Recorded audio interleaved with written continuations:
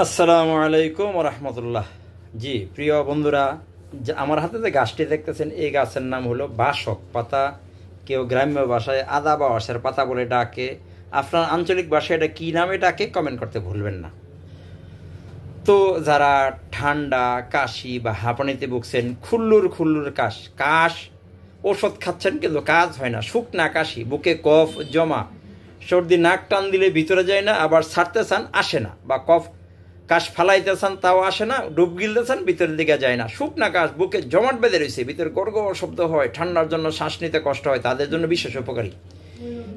আপনি এই বাসক পাতার রস নেবেন 4 কাপে 1 কাপ, সমপরিমাণ মধু দিয়ে সকালে এবং রাতে দুবেলা খেতে পারেন।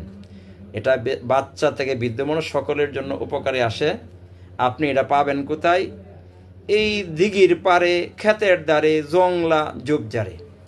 এবং এরকম আরও ভিডিও পেতে রাখতে পারেন আমাকে ফলো করে। আপনার একটা শেয়ারে হাজার হাজার মানুষের উপকারে আসতে পারে। ভাই রাখেন না একটু শেয়ার করে। এরকম আরও ভিডিও বানাবো যদি আপনাদের লাইক কমেন্ট শেয়ার করে। বিস্তারিত জানতে চান জানতে পারবেন আমাকে কল করে। আসসালামু আলাইকুম রহমতুল্লাহ।